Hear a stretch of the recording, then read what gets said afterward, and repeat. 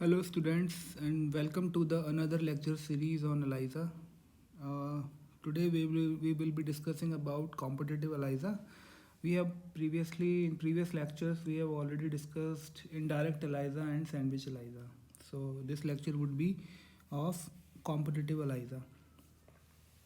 So competitive ELISA as such the technique is nearly same as the indirect and the sandwich ELISA, but there are certain steps which are different from this indirect ELISA and sandwich ELISA. So in this technique, actually in competitive ELISA, the antibody is first incubated in solution with a sample containing an antigen. Whatever the antibody you are using, it is first mixed with the patient sample which contains the antigen. Suppose this is your antibody. Suppose I am drawing 5 antibodies. Okay, so this is the antibody which is present in a solution. This antibody which I have taken, this antibody is mixed with the patient sample. It is mixed with the sample which contains the antigen. Okay, so when the sample is added to this solution which contains the antibodies, the antigens, it will come and it will bind to the antibodies. Okay, now the thing to see here is that all the antigens would not bind to the antibody present in the solution. The binding depends upon the concentration of the antigen. If the concentration of the antigen present in the patient sample is more, then more of the antigens would be bind to the antibody mixture. Suppose in this patient total antigens present are 8. Just suppose there are 8 antigens present in this patient sample. This is just for an example. So 1, 2, 3, 4, 5, 6, 7 and 8. 8 antigens are present and 5 antibodies are present in this solution. So this antibody, it remain unbound to the antigens. Okay, 8 antigens are present in the patient sample and 8 antigens are bound to the antibody mixture. Now in the next step, this antigen antibody mixture.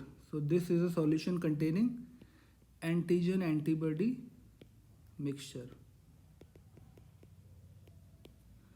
This mixture is then added to an antigen coated microtiter well. Another microtiter well is used which is coated with the antigens. This microtiter well is coated with the antigens. Okay, now another well which is used, this antigen antibody mixture is transferred into this microtiter well. So when this is transferred into this microtiter well, it would look like something like this. These are the antigens which are present in this microtiter well, and we have transferred this antigen antibody mixture to this microtiter plate well. So the picture would look like this.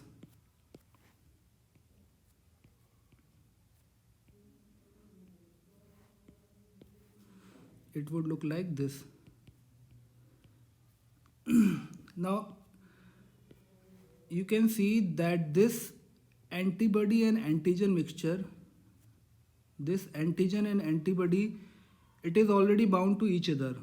So these antigen antibody mixture won't be able to bind to the antigens which are present in the microtiter well. So these antigens won't be able to bind to these antigen antibody mixture, and these mixture will lie free in the microtiter plate well. Now you can see that there is only one antibody which is free.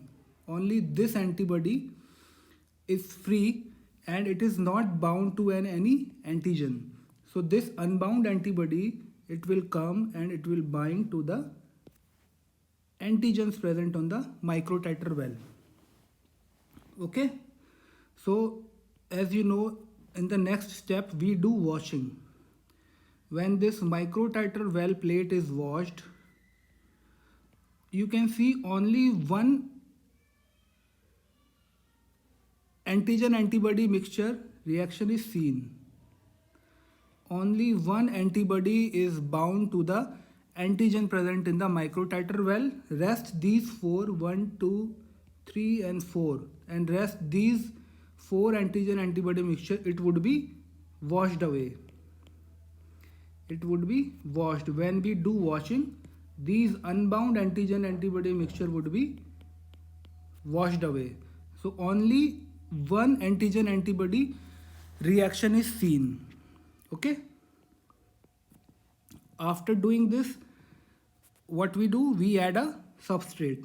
When you add a substrate, there is before adding substrate, you have to add a conjugate. So before adding substrate, you have to add a conjugate.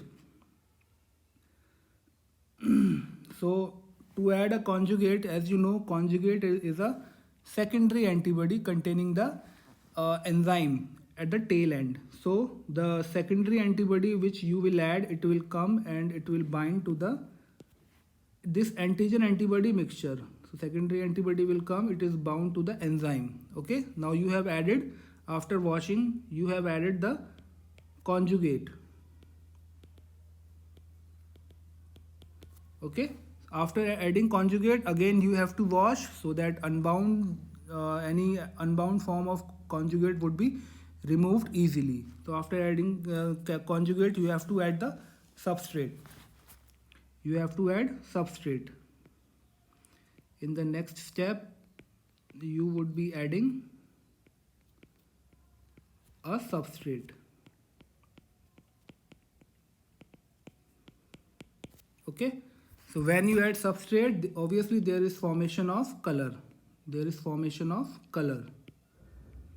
Okay, and when the color is when the color is formed, you can now measure the optical density of this final reaction mixture, and depending upon the optical density, you can measure the concentration.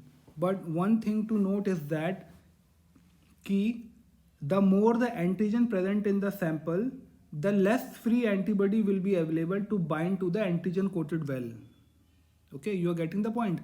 The more antigen present in the sample, the less free antibody will be available to bind to the antigen coated well. What does it mean? Suppose in this step, you have seen that there are 8 antigens. Suppose 1, 2, 3, 4, 5, 6, 7 and 8. Okay, there are 8 antigens which are present, and only one antibody is unbound to the antigen which is present in the patient sample. So if only one antibody is unbound, this single antibody will come and bind to the antigen present on this microtiter well. So whatever the color is produced in the final mixture after addition of substrate, this color would be only because of this antigen antibody mixture. It is because of one antigen antibody mixture. So the color would be a bit light. Suppose in spite of 8, there are 4 antigens present. So if 4 antigens are present, then what would happen?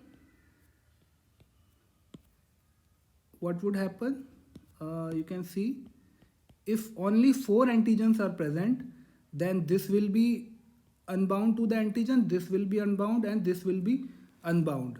Okay, so when you add the antigen antibody mixture to this well, it would look like this.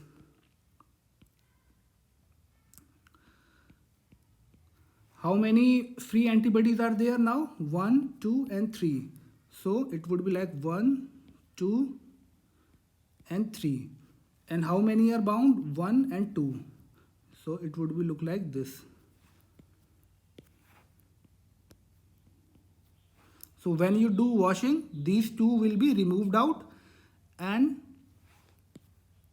the antibody and the antigen reaction, how many are there now? 1, 2 and 3. Okay, so how many antigen antibody mixtures are bound in this microtiter well right now? There are 3. 1, 2 and 3. Now when you add the conjugate containing that enzyme, it would look like this. Okay, in this step, because the antigens are more, there are 8 antigens, so only one antibody can bound.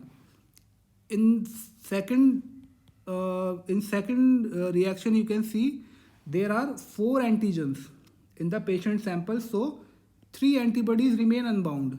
So these unbound antibodies, it will bind to the antigens present in the microtiter well, and when you add substrate, 3 enzymes will react with the substrate. Here only one enzyme is reacting. Here 3 enzymes are reacting. Obviously, when the substrate reacts with 3 enzymes in comparison to the one enzyme, the color would be more. The color would be more darker color. The color would be more darker as compared to this one. In previous well, you will see a light color. In second well, you will see dark color. Okay, clear till now? So you can say that higher the concentration of antigen in the sample, the lower would be the absorbance, or the lower would be the color. The higher the concentration of, suppose in this one antigen present was 8. When 8 antigens are present, this color was light. You can say light yellow. When 4 were present, it was dark yellow. Okay, when the color is light, the absorbance would be lower. Or when the color is dark, the absorbance would be higher absorbance. Or you can say the concentration is inversely proportional to the